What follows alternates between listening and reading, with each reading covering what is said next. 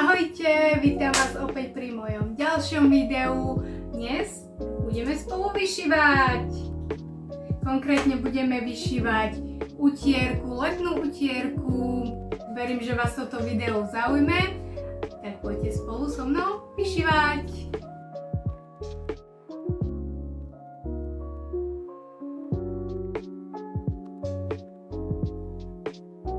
Takže prvé, čo si urobíme, nájdeme stred.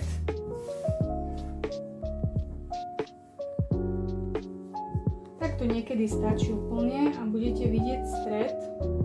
Čiže tu je stred. Označíme si ho perom.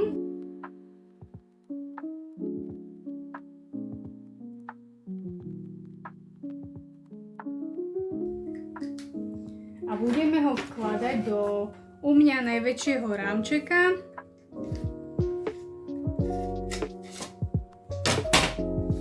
Ako výstuž použijeme tento trhací glizelín. Ja tento používam dosť často. Tento mi vyhovuje úplne najviac, najčastejšie ho používam. Samozrejme sú aj iné, ukážem vám. Potom existujú takéto od firmy Madeira. Každý je na niečo iné.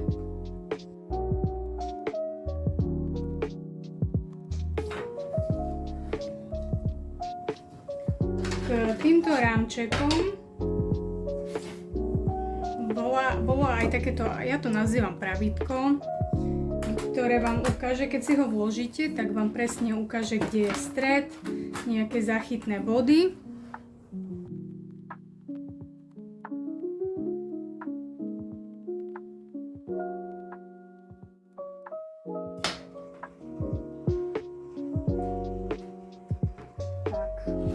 Zatiahneme rámček. Je na to aj takýto šrubovačík, ktorým to môžete úplne napevno zatiahnuť, aby sa vám to nepohlo. Tak a vidíme, že sa nám pekne chytla aj výstuž.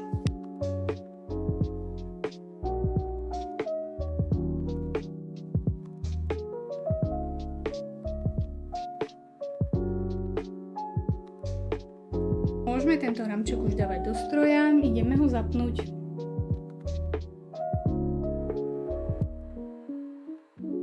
Pozor, aby v tejto časti nič okolo nebolo, pretože sa to bude hýbať.